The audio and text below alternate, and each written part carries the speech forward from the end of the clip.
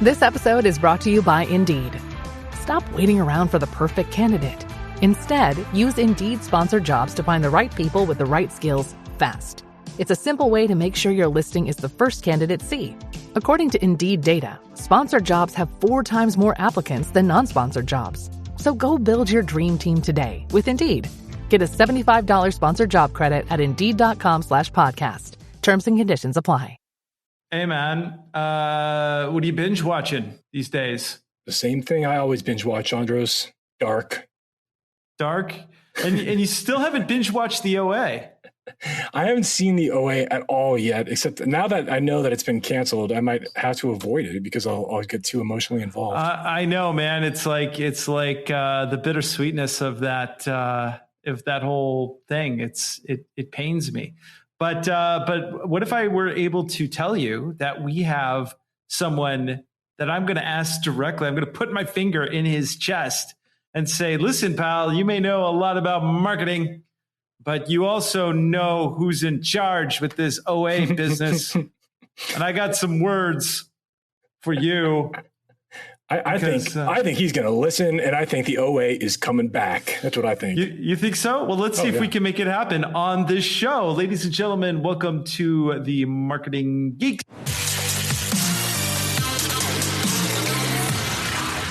Marketing Geeks.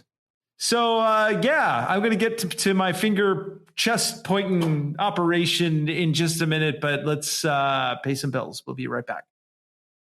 Where is Daredevil? I'm right here.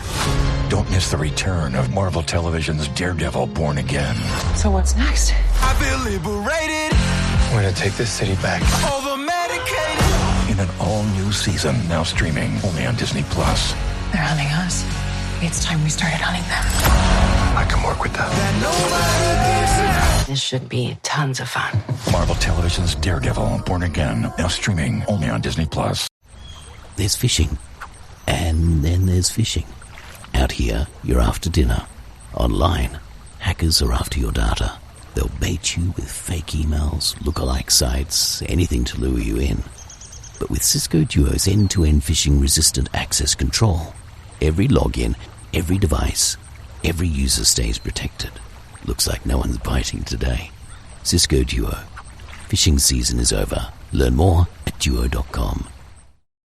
This is a very special simulcast edition of the Marketing Geeks podcast, where we are going to be joined by somebody that is exceptionally high up in the corporate world. We have an employee, a marketing professional from Netflix, joining us on the show today. Kevin Laurino, you graduated from Chico State with what was your degree in, Kevin? It's an art, some type of graphic design and communication. Yeah, well, why don't you, first of all, welcome to the Marketing Geeks, everybody. Here we are doing our simulcast. But why don't you give us a little bit of backstory about how did you end up at Netflix doing what you're doing? This is fascinating. Yeah. I was 2007. I finished up at Chico State, to be a graphic designer, photographer. Did that for a while. I spent 10 years working on the entertainment marketing side. So, creative development and supporting teams doing movie posters and everything for brand and entertainment. So 10 years on the creative agency side. Had my own shop for a bit. 2008, Nick Norris and I started a small little boutique design agency. Did that full time for 3 years, had a blast. But ended up jumping into, a bigger company in a different role. Most recent job before Netflix was at Trailer Park. I was managing the print production team there, and a team of finishers and artists, and made the switch. It was my first jump to the client side. It was a trip. It was a big difference. I'm used to being all hours of the night. You can never say no. You're the vendor, needing to make sure everything's all buttoned up. Being on the client side is different, and I love it. And the team at Netflix is some of the smartest people I've ever met. It's a little intimidating rolling into a room with such smart people. Oh, I get it. So let me get this right. You were in a trailer park and then you were like, Mom, spaghetti. And then all of a sudden you're like, Netflix. Oh, that's it. That's it. Okay. So how big of a company is Netflix now? Like, how many employees? Like, what kind of revenue you guys generating over there? I mean, you're a decent sized company, right? You're kind of small time, medium time. I think it's up to small time, medium time. I think it's up to 6,000 employees globally, and growing like crazy. You know, every Monday morning we've got a coffee with your stunning employees. You know, so just the interview process and the hiring is kind of at a breakneck speed. I started as a team of one. Now there's a dozen of us, and that's been 3.5 years. So they like have a cloning machine in there, and they just start banging it out all day long. It's a good thing.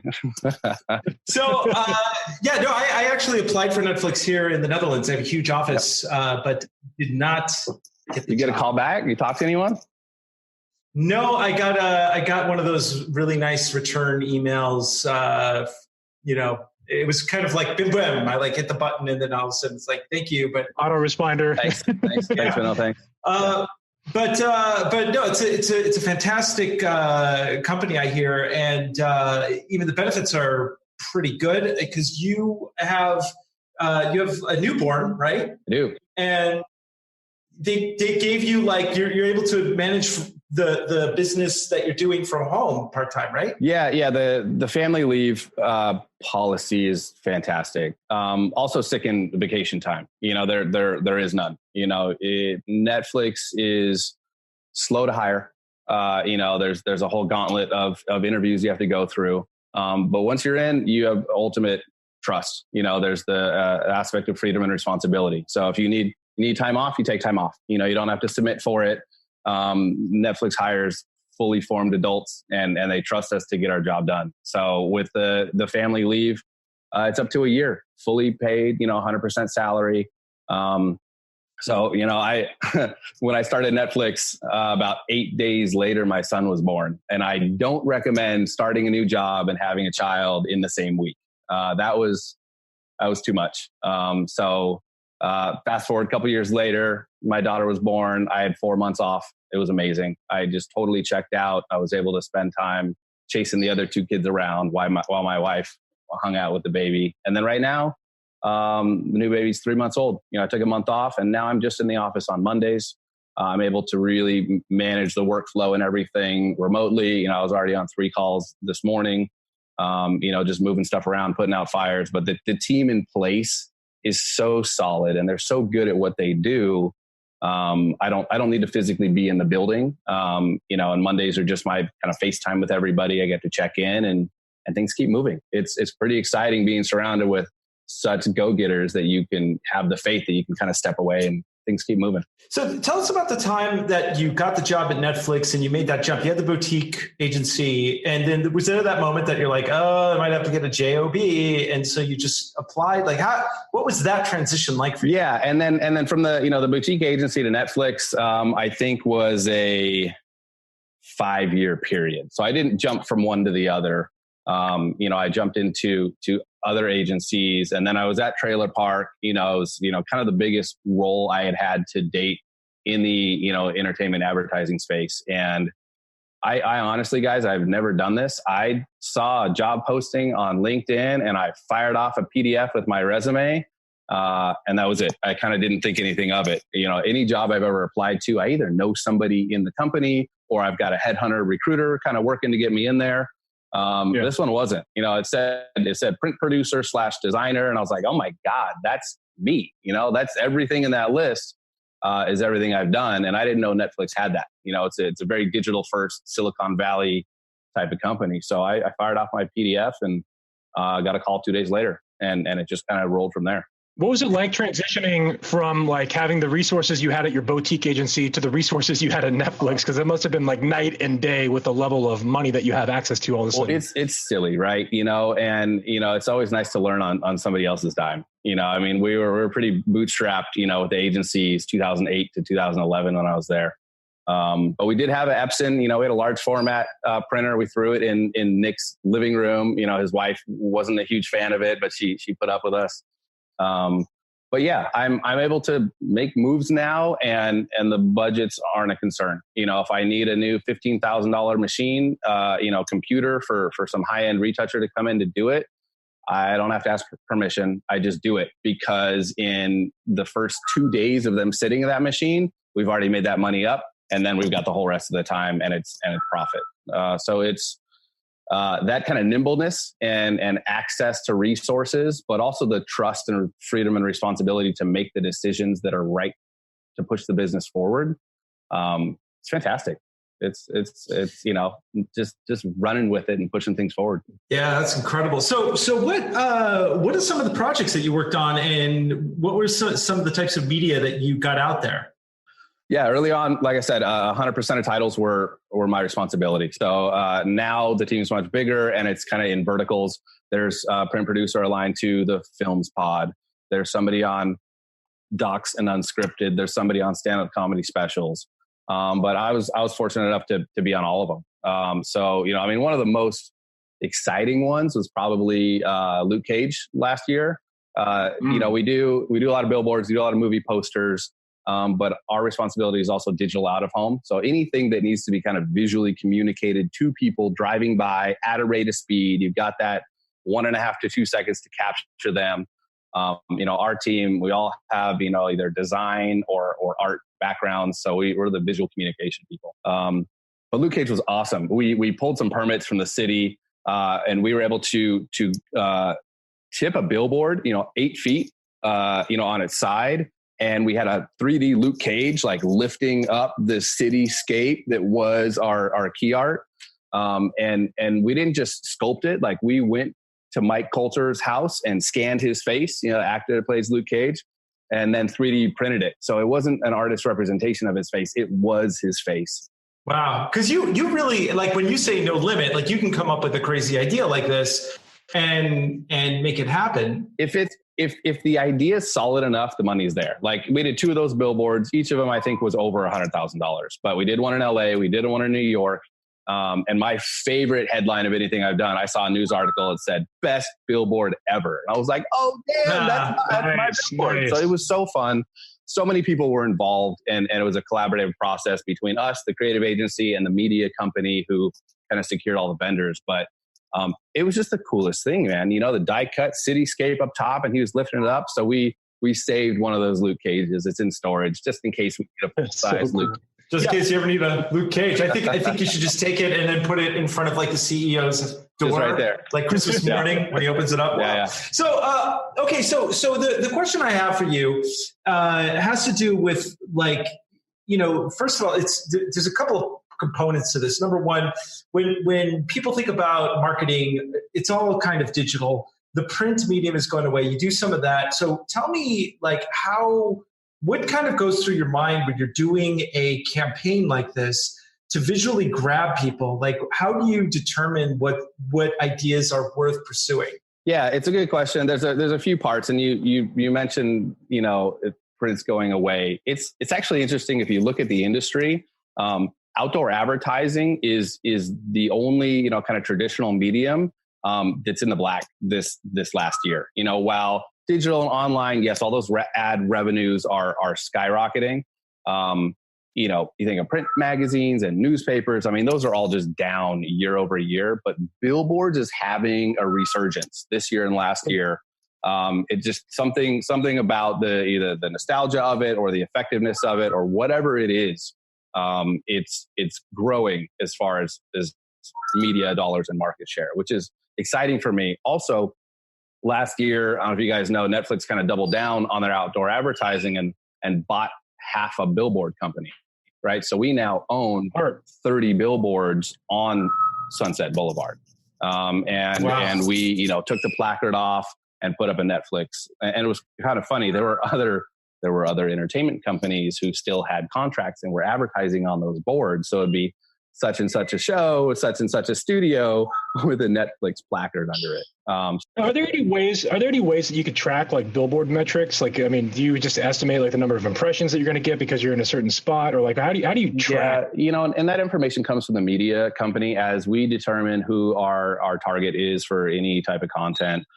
They'll say, this billboard is this price in this city. And we say there's, 450,000 over 18 impressions per week or per month. I mean, the media companies and the billboard owners and the landlords, they do that as part of sort of their pitch and sales process of like, hey, buy my billboard. We've got this many adults that see it each day, but there's no click-through rates. There's no real metrics. You just kind of trust that based on traffic patterns, and hopefully people aren't looking at their phone; they're looking up and seeing a billboard. But yeah, it's a little looser. So like KPIs in general are going to be a little more difficult to track. So on one level, you just don't know, right? You don't know like what the return on that is going to be. Well, there are tests that we've done. Netflix is a testing heavy, data decision driven company to its core. And we have done tests in the past of, kind of national campaigns. We will find different 30 different markets that have similar demographic, sociographic, level of saturation for Netflix membership. And we'll do tests. We'll throw billboards in one town and not in another town and see what viewership does. So there's, like I said, people way smarter than me designing these tests to sort of see if there's lift. And I was a little terrified about that because if those tests came back and you're like, yeah, no change, billboards don't work. I was looking for a good job, right? One of the campaigns I know that you were pretty involved with was the Santa Clarita Diet campaign, which had a lot of like kind of controversial material as well, because you got like French fries with human body parts and like things like that going on. A little bit about that campaign. And I believe, didn't you have like one of your billboards get banned or something in at least one country? Yeah, that was a fun part of it. And Andros, you were asking about what creative gets chosen, right? Like what works, right? So it's kind of the same part. That campaign specifically was a lot of fun. We were kind of pushing things, those finger fries, we found on a map where the McDonald's were and we threw those billboards above there. We had the arm wrapped in tin foil and we found a Chipotle and we put it above there. So specific media placement is a lot of fun to play with when you have these different concepts. It was in Germany. So we've got our kind of national, kind of US specific campaigns. And then we have regional offices all over the world. So the finger food and kind of the food puns, Justin, is what I showed you guys when I did that presentation. And the regions took it and ran with it. There was sangria with ears in it, instead of lemon wedges. There was different kinds of pasta and strudel. And it was in Germany that it was like a schnitzel or something. I mean, it looked like a hot dog, but it was a severed finger. And it was, the media placement was kind of like an LA Live, in Los Angeles. It was huge. It was in a square where families are, and it was a little gruesome. So people got all kind of up in arms and really upset. And we didn't end up bringing it down. But it was a win. Internally, we were celebrating. We're like, oh man, we pushed it so hard. Maybe we went a little too far on this one. And you have to consider that when you get like banned, you're going to get extra press too, right? Like you're going to get the media picking up that story, and even though it's banned, now it's going to get probably more reach 100%. Than before. Is that the case, or like what? Yeah, and the eyeballs. I mean, that's exciting, right? The goal is not to ruffle feathers and offend. I mean, most of the time, sometimes there's a title worth pushing the boundary. One kind of mistake I made, and again, if you're not making mistakes, you're probably not trying hard enough, and pushing things forward is what's really exciting. Glow, I think it was Glow season 1.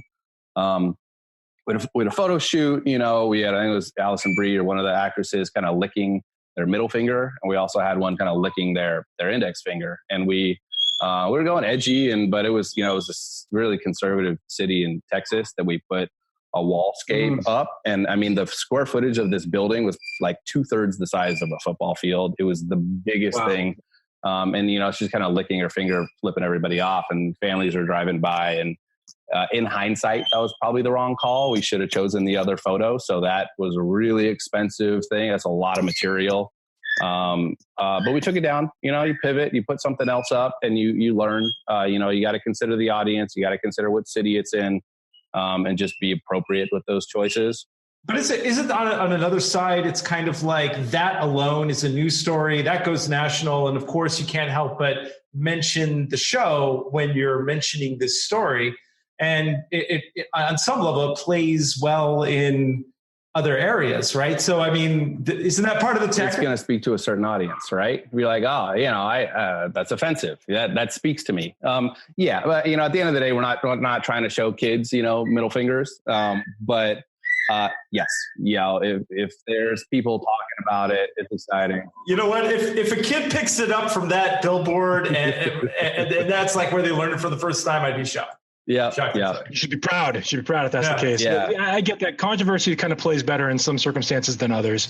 So do you ever do mixing of like types of exposure? Like for instance, do you ever use like geolocating for some of your billboards? So you say, well, if somebody is around this area, we want to expose them to an ad via Google AdWords or Google Display Network or Facebook. Yeah. Do you ever do that too? Yeah, we have a whole, digital producer team that we have definitely kind of played with that. We've done some, whether it's kind of QR code or other things to have a billboard kind of come to life. The digital team could kind of speak better to that. I know that they've played with those types of things. What I thought you were going to ask, instead of kind of, cross media, is actually like mixed media, like actually using different materials on billboards, right? That's where So we've done backlit, glowing billboards. We've thrown, we did this whole Stranger Things logo in neon, we had a 50-foot neon and put that up, which was really fun. For Disjointed one year, that was the what's her name, owned a pot shop. We did neon lights and, black light and literally an animatronic arm with a pipe kind of going back and forth to her mouth. And we just built it out. We had a great partnership, a great vendor that physically built out all the mechanics of that, hoisted it up, on a crane and made a billboard out of it. So those are a lot of fun. So I take it that some shows, though, like Stranger Things, must have like almost an unlimited budget versus like other shows. Is that kind of the case too? It is, right? So you definitely have your media, you have your media budget to spend. But again, if the idea is there, you can kind of horse trade and pull money in just to really get something to pop. We did with Neil Patrick Harris. Series of unfortunate events. Thank you. Just blanking. It was fun. We had art, but we wanted to do something kind of talk to traffic. Be like, oh, you're on Doheny. Traffic sucks, doesn't it? So we instead of just doing one billboard and then printing a bunch of those, it's definitely more expensive to have custom art. But with the tone of that show and the placements that we had, it was really exciting and really appropriate to get a copywriter in and start speaking directly to people. And that gets a lift, it's anything outside the norm. Another example is Chef's Table. Chef's Table pastry was really fun. The key art was this beautiful tiered cake on a pink background. It was gorgeous. So we did some bus shelters, and Milk, I think it's Milk Bar. The cookie shop is in New York, and so we had that, but we pumped smell of cake out into the street. So people are sitting there waiting for a bus. There's companies that do sense. One project I was aware of, I wasn't a part of, was the Willy Wonka like red carpet event at Groman's Chinese Theater, because I worked right across the trailer park, in that same neighborhood. For their red carpet event, they pumped chocolate smell into the whole city block. It's the Johnny Depp one. The Johnny Depp Willy Wonka. It was, yeah. Mm-hmm. It was years ago. So and you guys know, of your senses, smell is the one most closely tied to memory. So you kind of tap it into the psychology and nostalgia of people with the scent. So when we were able to do that with the cake smell, it was just so fun. You talked about personalization. I know that the thumbnails on Netflix are like personalized to your interests, right? Yep. Do you is that like a separate digital team that does the artwork for that, or are you involved at all in the personalization aspect of creating like artwork for movies to customize based on interests? And what are you looking at? Are you looking at demographics? Are you looking at psychographics? Like, how are you personalizing? Yeah, those are all good questions. And the answer is all of the above, right? My team, in its current form, supports marketing efforts. There's an entire separate, creative producer and even designer team for product creative. And product, the way that we talk about it, is everything you see when you go on Netflix, right? Netflix.com. There's the box art, there's the billboard art, everything within the interface, even on mobile. So many different canvases, so many different shapes and sizes. So that's product creative art. And there's the concept of diversity, right? Which is the opposite of a marketing campaign, right? Marketing, you think of marketing campaign, you think of cohesive, consistent, you've got the same visual vocabulary, the same color palette. So wherever you are around the world, when you see that, it looks and smells and feels like that campaign. Product art is different.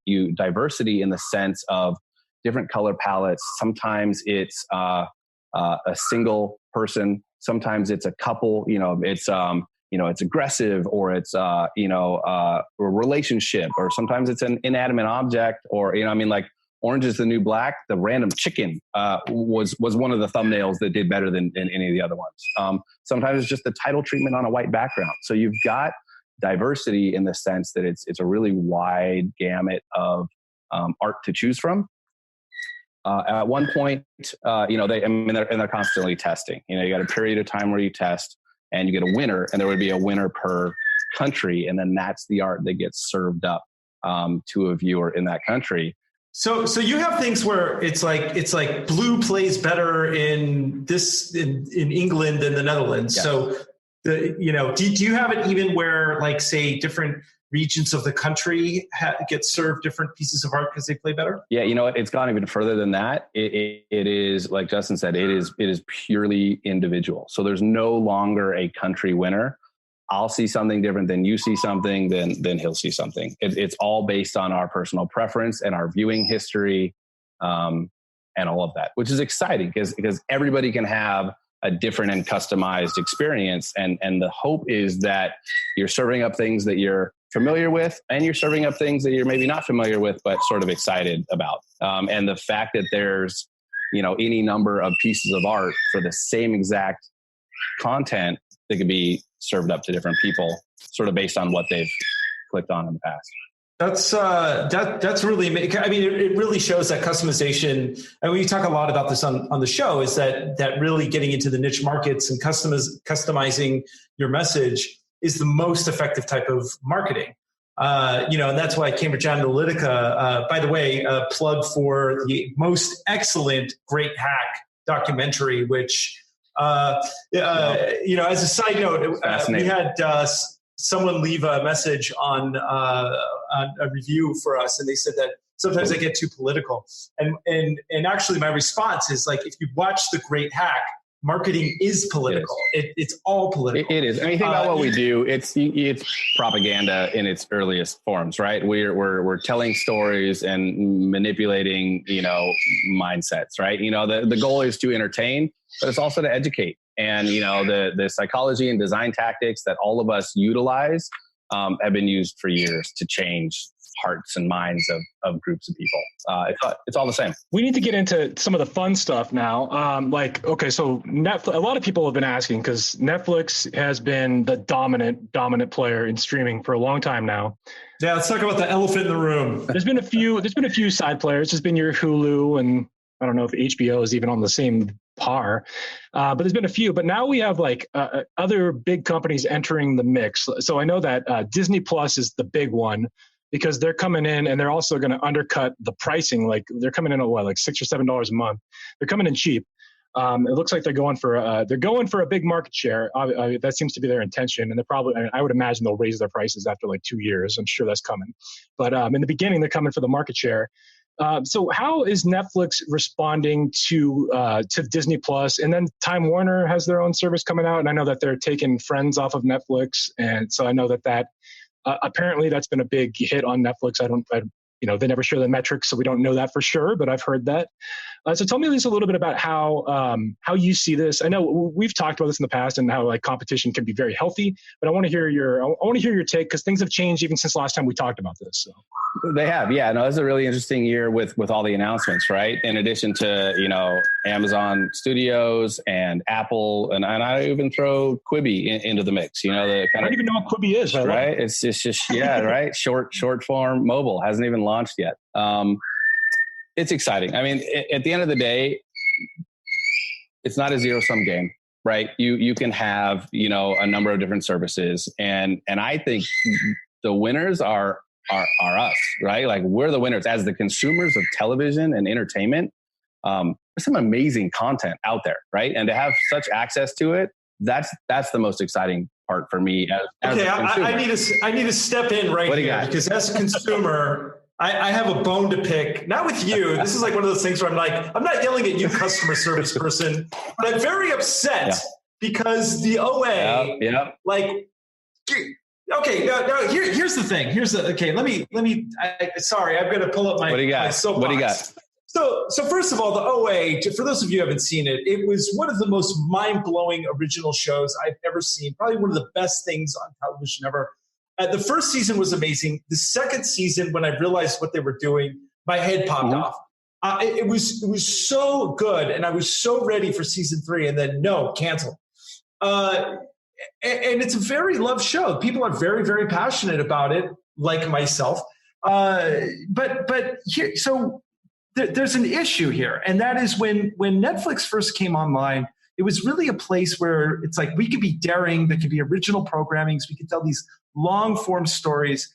But I understand there's like money to be made in it. But on some level, there's another part of it where I feel that Bright was created because enough people said, well, because you like Lord of the Rings and you like cop shows, Bright. it was a decision by algorithm, right? It was a movie made by an algorithm.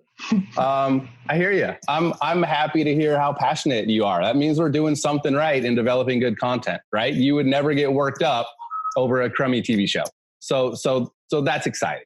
Before we recorded, Kevin, you said there was like a mini protest outside of Netflix though for the OA too. So there's other fans out there then too, right? There are other fans. You know, I saw somebody with a sign said "Bring the OA back." You know, she looked very distraught. And I respect the fact that she's passionate about it to go out there. There's also been billboards. You know, I was telling you guys earlier that face our building. That's like, you know, bring the show back. You know, somebody's putting their money where their mouth is. You know, it's like, hey, Netflix, give us some resolution. And that's, again, it's exciting to see people passionate about it because the content is great. At the end of the day, you know, those decisions are way above my pay grade, right? And there's a ton of viewership data. There are efficiency models of spend versus viewership. And then some things are just expensive. You know, you're spending $10 or $12 million per episode on a thing, and you expect a certain level of return from it. And even if there's viewership in the US, but not throughout the world, you know, I mean, this is a global company with, you know, hundreds of millions of subscribers as that kind of test pool. And you're looking for a certain level of viewership. Do you see Netflix evolving even further away from like content, getting the rights to distribution rights from studios, and even more so as their own studio kind of going forward? Because we see that seems to be the trajectory that Netflix is headed in. It already is, man. They put like 15 billion, right? 15 billion. They put a lot, but they still also have a lot of distribution rights. You still got a lot of movies. Yeah. And it's a sliding scale, right? I mean, you go back just 5 years, you know, House of Cards, and even like Lilyhammer, you know, just before that. You know, it is a sliding scale, you know, as we approach that kind of 50-50. I don't know what the ultimate goal is, but, you know, as people freaked out, all Disney, all Marvel, it's all going away. You know, Miller World is now wholly owned by Netflix, you know, and they're different stories, different characters, but, the foresight, that the content acquisition team has, is really exciting. You know, just this year and last year, people are like, what are you going to do? Disney's coming. They're taking everything away. And internally we're like, we're surprised it took this long, you know? So having that foresight to get into original content is pretty exciting, because if right now we were like, oh man, we should probably be doing our own thing, then we'd be sunk. It'd be way too late. Yep. I think back to like 2008. I think it was 2008 when you first came out with House of Cards, around that time anyway. And like the company stock was down to like $20. Like all the pundits were talking about like Netflix was going to demise, and then all of a sudden House of Cards comes out, a few other original content shows come out, and the company explodes. Orange is the New Black was one of those early ones as well. And then Quickster, that dirty word that we try not to use. You split the company up, everybody freaks out, and we're like, hey, that was the wrong call. Bring it back and make sure you listen to your customers. And was that the DVD by mail part? Is that what that was? Okay, that's what that was. I remember that. Okay. So I mean, I've told this story before on the show, but I at the time I was working in cable and I was making a lot of money. And Netflix was still a DVD mail order company. And then when the VP came in, and I talked to him, and I said, "What?" Because Netflix just announced their streaming service. And at that point, I sat down with him and I said, "What are you going to do about this?" And he looked at me and he goes, "That's not our competition. Our competition is the video rental store on a Saturday night when people aren't watching cable." Yeah. And I was like, "Man, you guys are done. That's it for you." Well, and that's it. You got to identify what business you're in, right? If Blockbuster or anybody else said, like, I'm in the brick and mortar video entertainment, rental business. If they tweak that maybe and said, hey, I'm in the entertaining people at home business, you can still have the same business model, but if you approach it a different way, you take off the blinders of how the landscape around you is changing. That's a great point about pivoting, because a lot of people, they keep hitting the same thing over and over again, and if you can, as a business owner, just pivot a little bit and say, how can we do this in a way that people can relate to it just the same way, what they love about it. And it is a nudge, right? It is a pivot. It's not a complete left turn. You've got momentum, you keep it going, you just a couple degrees to the right, and you can keep it going. But if you stay the course and everything changes around you, it's sad. It's a sad day. A company like Blockbuster Video was positioned to buy a company like Netflix, no problem, in the early days if they had the foresight to look at that. Obviously, they didn't, and that doesn't mean Netflix would have sold. They might not have. I don't know the passion behind, or what their mindset would have been, but it would have been. They definitely had the ability to either buy them or to take them on much sooner, because I think Blockbuster launched like a DVD by mail service. Like they did, 5 years. I remember those commercials. Yeah, and it felt like a reaction versus and it just didn't work. I mean, Kodak. I think Kodak invented the digital camera. It's so it's crazy how you hear these stories, and it just takes kind of a fresh mindset. So one of the things I was wondering about, especially in doing the print media, this was one question that was stuck in my mind, is that when you design more of the billboard aspects, these are really kind of pieces of art that you are showcasing.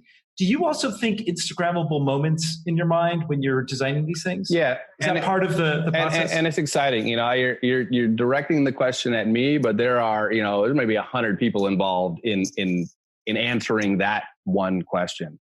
So my team is creative marketing production, right? We support the creative marketing team. So the strategy, the artwork, the photo shoots, the compositing, and even the social media strategy and assets and stills and videos, everything goes along with that. Our whole teams, and most of that creative development work is done by outside creative agencies like Trailer Park, like the companies that I've worked for in the past. So we're going back out to those creative agencies saying, hey, pitch me 30 ideas for a billboard, and then we'll give you notes. So there are creative marketing managers that are writing the brief, determining who's the best market for this piece of content. We also have marketing planning and analysis, we've got and consumer insights. We've got the smartest psychologists saying, hey, we did a focus group, we think this group over here is your best market to target. Then the creative brief goes out. Here's who we're going after. Women, 25 to 40, this income bracket or whatever it is. And you've got creative directors, art directors kind of doing that. So they're culling the pile of art down, and then kind of running it through the executives. But ultimately, like I said, everybody's got freedom and responsibility. So the person running that campaign ultimately is going to decide what's best. You also have to route it through talent and showrunners. People have varying levels of approval. So there's a ton that goes into landing on the strategy and the physical, like final creative. And we trust that those people know how to speak to their markets. Similarly, on the social side, there are full teams. And the copywriters, there was one comment online. It was like, I feel like the Netflix Instagram handle was taken over by a teenage girl, right? And it was like the copywriters that are on that team were speaking so directly to their audience. It was uncanny. Like, and they're so talented to really just speak to people where they are and know their market. It's not like some marketing dude trying to talk to teenagers. It's like they're friends, right? Yeah, right. Yeah, it's not right. And luckily, there's, like I said, people smarter than me running those channels because they know their audience so well, and that's so exciting. So once that trickles down to my team, we just make the art the best it can be. We do all the retouching, we do all the adaptations. If you've got a vertical piece of art and you got a horizontal billboard, we're trying to respect the art and showcase it in a way that's going to be best for the show, best for the brand. Make sure nothing's infiltrating our Netflix logo. We got our brand team that works really closely with us to make sure that we're on brand standards. And you got enough contrast so people can actually see it. I want to know what it is. I want to know that it's on Netflix, and I want to know when I can see it. And then by then they've already driven past. So that's it, right? So we're doing that last piece and getting it out the door. The really smart strategy and creative is done with another team that we support. I have a question that kind of goes to the back end of the Netflix business. And is your revenue almost entirely based, or is it entirely based on subscribers? Are there other means that Netflix monetizes?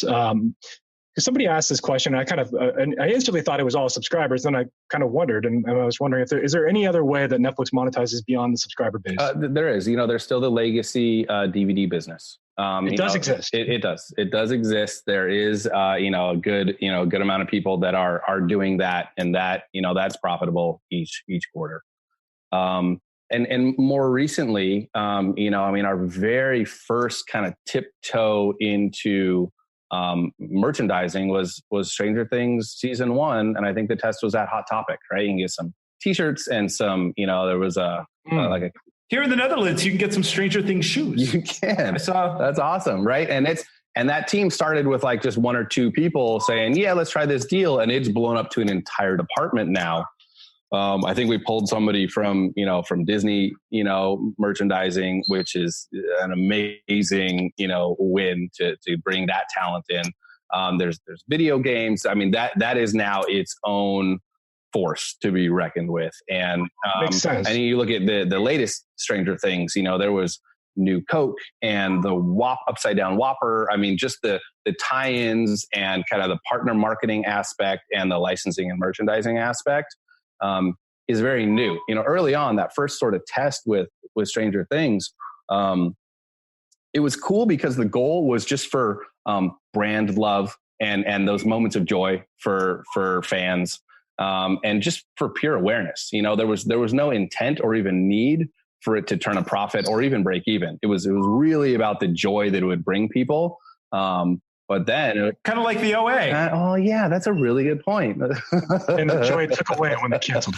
Oh man, right? Better to have loved and lost. No, I want to follow up. Yeah.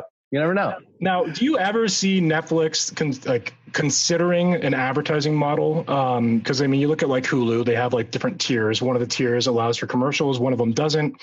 Is that something that they would ever consider? Because there must be a killing of potential profits that Netflix doesn't accept by not allowing advertising. Because they could. Yeah, that's a question that comes up constantly. As a new employee, we get, we've got the, Reed Hastings has an ongoing kind of Q&A doc, and he'll get in there and just answer. It doesn't matter who you are, he'll answer. And we all get to kind of hang out and sit in a room with him and kind of pick his brain. So it's definitely a question that comes up often. And his answers is really standard. It comes back to just kind of like the one-liner, where our sweet spot is a, monthly, commercial, ad-free, subscription-based model. And that's it, you know, and it's not sports. It's not live television. It's not ad supported. Those are very legitimate businesses that other people are doing really well. It's just the business. It's not the business that we've chosen at this point to be in. If Reed ever wants to come on the show and explain it to us in person, we'll accept it. Yeah. We will take Reed Hastings on the show. I think we can make some time. If he wants to make a Netflix special about the Marketing Geeks, we'll even let you do like 3D plasters of our face. Oh, look at that. Yeah. I'll throw that in the memo. It would be a great show. Every week we take on a new guest and then we just real time watch people stop watching the show and stop listening. So all of this is we're getting a little bit towards the end here, but I've got a couple of other things that I'm curious about. The first is since it is a data-driven company, and it's almost like you guys know what you really have a pulse on everything. How long something's watched, what's being clicked, how they access the content. I'm curious about the future and kind of like where it's going. My son is a big fan of the Minecraft Choose Your Own Adventure. And I noticed that there's more of that, which is kind of interesting. So I imagine branched narrative, Andros. It's not. You can't say that. Thank you. No. Copyright. Yeah, that's right. Good looking out, Justin. Branched narrative. I'm curious about why you guys aren't making a new episode of Black Mirror every day. Oh man, that's a great question. I get on board with that. Yeah. And so tell us about kind of the future of where entertainment is going and advertising and how those two things are kind of intermingled. The advertising piece, again, I don't foresee an ad supported model coming up, but the interactive piece, the branching narrative is really exciting, right? If you take an active role in it and that higher level of engagement versus just passive watching, that's really interesting to me. The kids space is ripe for good and more and better content. Whether it's animation or live action, I don't know for sure, but I'm curious to see if there are going to be any interactive, like learning based children's programs. I would love to sit here with my kids and have them pick which color on screen and be able to punch it into a controller or something. That could be a lot of fun. Whereas Bandersnatch is fun for me and my wife to interact with, right? So the branching. Does your kid watch Word Party and dance in front of the TV like mine does? My 1-year-old. Oh, completely. Yeah, totally. And with that with Jim Henson, those are actors with sensors on. So if you ever seen any behind the scenes, you see these people just kind of doing the dance, and then when you see the animation, it takes it to a whole nother level. Oh my God, my son loves the theme song to that show. Like we put it on, and he'll wherever he's doing, he stands up and starts dancing. Yeah, I don't know. For some reason, my 5-year-old doesn't like watching things in order. She'll watch the same episode 6 times in a row, and you just get those songs stuck in your head. But the kids space is exciting, right? So that. Oh, there's so many good shows. She-Ra, I got to say, I'm a sucker for She-Ra. I hated to admit it, but when I started watching that show, I'm like, damn, this is actually pretty good. Oh, you see Hollow blew my mind. Hollow's really cool. You see that Kevin Smith, Masters of the Universe is coming out? I read that. Yeah, I did read that. Yes. I'm stoked about that. I'm also really stoked about the new Breaking Bad movie coming out. Oh my God. What's it called? El Camino? El Camino. Yes. Jesse Pinkman story. I am so excited. From what I hear, it picks up, right where it left off. Everybody's really excited about the Bryan Cranston cameo. So tell us about that. I don't know anything about that. Yeah, right. Oh, come on. We can hear on Marketing Geeks. And then, of course, the new Scorsese picture is coming out. It's like his longest movie, 3.5 hours. The Irishman. That looks super good. Yeah, we've been working on the key art and billboards for that. It's fascinating the way they're telling the story and how they're aging and de-aging the actors. I can't wait. I can't wait to see that one. It sounds like there's definitely a lot of good stuff coming to Netflix. So now is not the time, despite the Disney Plus. Plus, you could afford, that much. What is it, like $10? I mean, I can afford both. It is. Plus, you look at Disney, right? You get Disney Plus, ESPN, and Hulu for $13. I got room in my budget for both. because there's value in both. Let me ask you this, because I have a few listeners that left some questions for the show here. So some of these are kind of like reiterating what we talked about, but I'm going to read them off here. So we have Islam Ahmed, who's a donor to the show, so we need to give his question a shout out. So how does Netflix see their future? What is Netflix planning to do in order to differentiate from the increasing competition? So that, I guess that's a little bit different. How do you see like the differentiation happening? Create great content, right? I mean, and that's not necessarily differentiation. It's just, if you build it, they will come. If you've got an amazing story that's produced well with top talent, people are going to show up for that, and again, it's not a zero-sum game. If we've got great content and somebody else has great content, both of those platforms deserve your dollars, right? If the content starts to slip, and they no longer deserve your dollars, then market share starts to slip. So it's about looking to the future and just really putting amazing shows and movies out there. Real quick, before we hit, I just have is there basically like some shows that are produced kind of by algorithm, like they say, well, we need a show that's kind of a romantic comedy that falls in line between these two shows. So let's look for that type of content to make, because we know that type of thing is Adam Sandler is. I would say that, you think about in business, you do a SWOT analysis, right? Where's your, opportunities, threats, so you plot these points and then you're like, where's the gap? Let's make our business fill that gap. So I would venture to guess that, yeah, absolutely. You look at the slate of content that you have, and then you look at the like hundreds of pitches that you're getting every day. And I would assume, again, I'm not on that team, but they may skew what they're more open to looking at or green lighting based on where maybe a gap is in the slate. But yeah, no, I think people are definitely paying close attention to that and skewing it to where maybe the gaps are in the current content slate. Yeah, and that's globally it changes, right? Each region is going to have a different need, so that's why it's so exciting. You can kind of highlight different content from different countries in a way that fulfills the need of that country.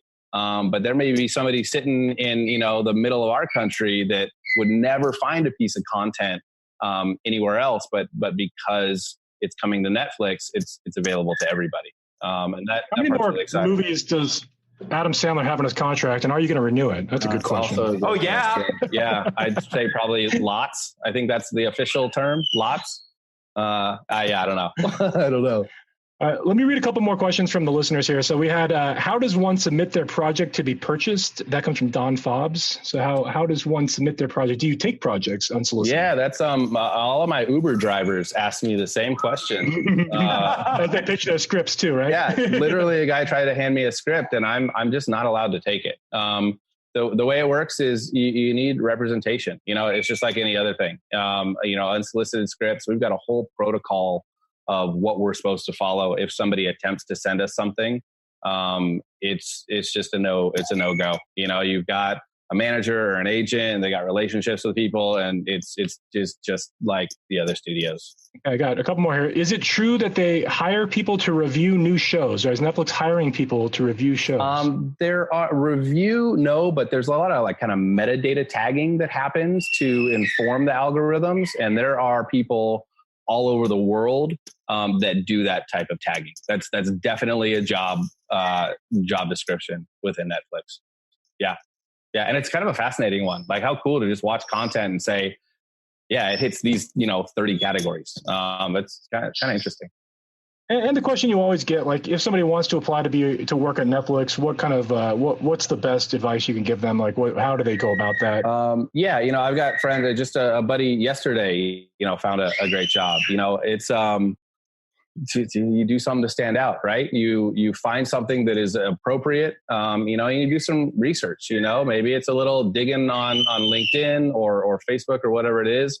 Maybe find a friend of a friend, who may have that contact. And I will say, just having one conversation with somebody to kind of float you to the top of the pile is the advice I always give. And more than anything, if you do get that first phone call, know the Netflix culture deck inside and out. It's a fascinating document. You guys may be familiar with it. If you're not, check it out. And just the approach, the curiosity, the passion, just all of the different kind of tenets that they look for. Because I got to say, in the 8 interviews that I had before they gave me an offer, we talked about print maybe 5% of the time. Everything is about, because if you're in the room, the assumption is you can do the job, right? Like, you've got this skill set, you can do this job. Now I want to get to know you. It's all about culture fit. It's all about communication style. It's all about sort of your level of excitement and passion for what you do. If you just want to show up to a 9-to-5 job, Netflix is not the place for you. They're looking for people that are going to innovate and push things forward, have uncomfortable conversations because it's the best for the company. And I've never worked in a place like that before.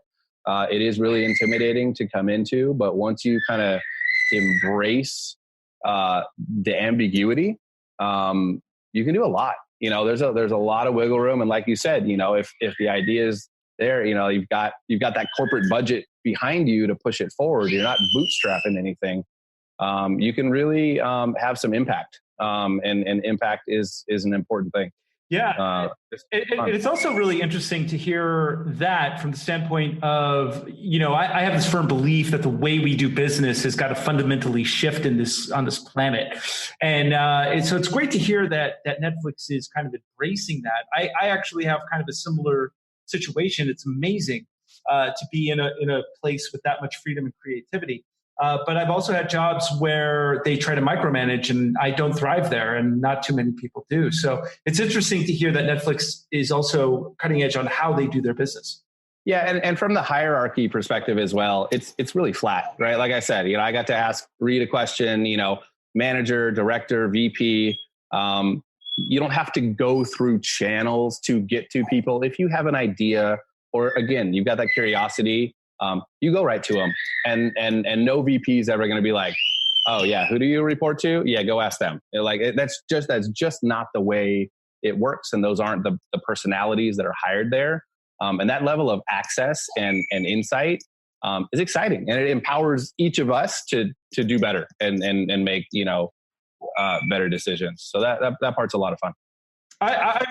I've got a really good idea for marketing. How about 2 guys who interview the people who make the shows at Netflix, and then there's like a podcast, and we talk about like. So I know you're not allowed to take ideas, but I think a podcast for Netflix for 2 guys. No. Yeah. Kevin, can you promise me this, that Dark season 3 will happen? Because if you cancel Dark between season 3, like, I'm going to come out there with my pitchfork and just put the sign up, don't cancel Dark. We need some light. It's such a good show, right? And I love that show. Oh my God. That's the only show that I've really fallen in love with in the last couple of years. Yeah. And a content, or, maybe a showrunner or filmmaker that maybe we wouldn't have seen, without a global company like Netflix. So I love. It's a German show. Yep. I love that they're able to kind of bring those stories to a global audience, because it's just so well done. Yeah. I'm hoping for that season as well.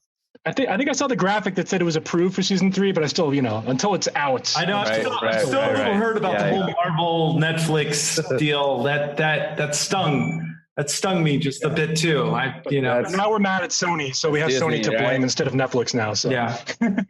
So great. Well, listen, I so appreciate your time here. This was really fabulous, and we would love to have you back on the show at some point.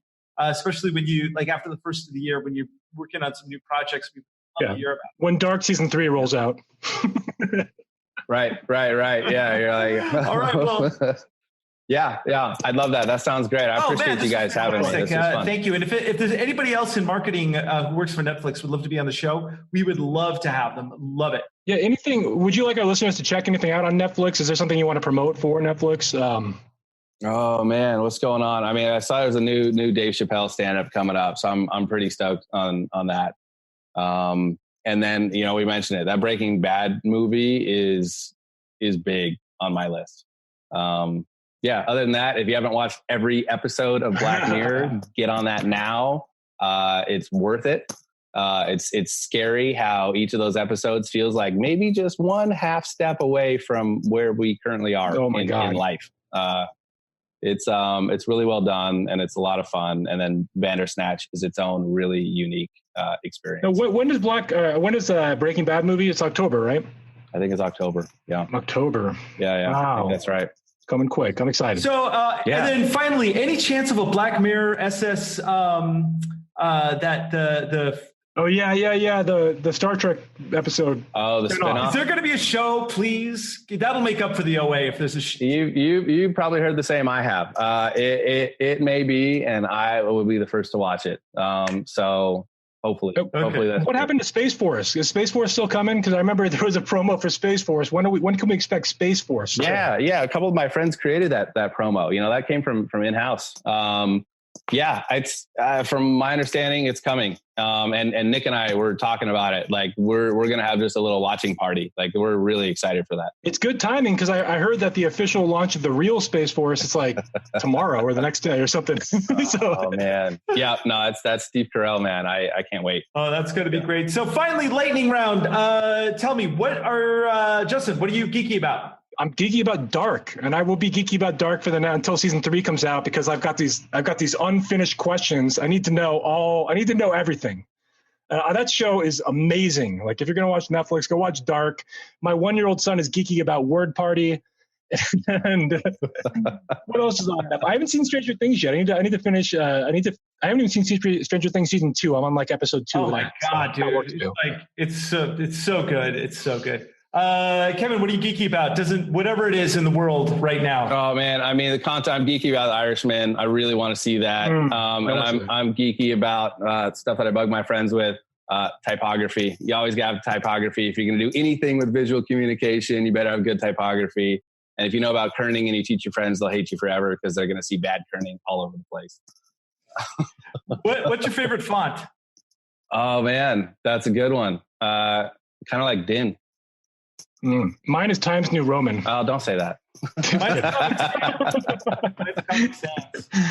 Right now, I'm geeky about. I'm learning how to play the uke, and I'm learning it on Musician, which is really one of the best apps besides the Netflix app, obviously. But I'm learning how to play guitar and ukulele.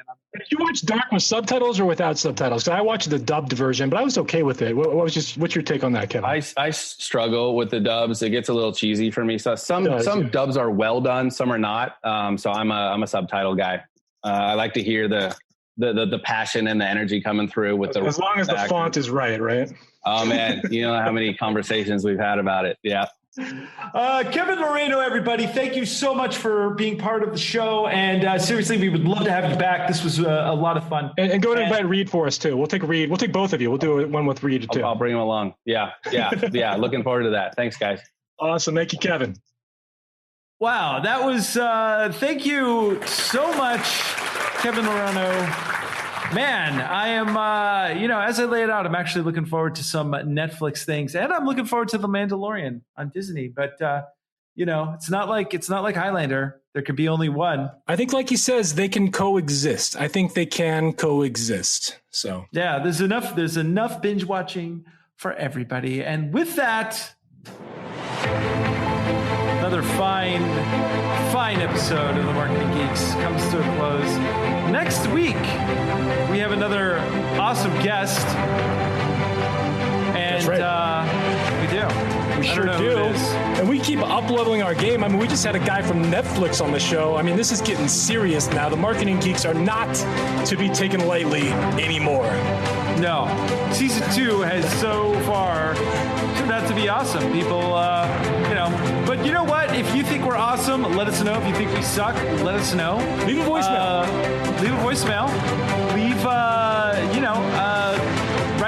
Connect with us on LinkedIn.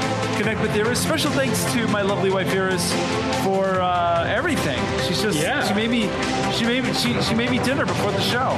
And for those of you that love the show, we would really appreciate it if you could leave a review so that we have the people that love the show also putting reviews out there. and we listen to feedback.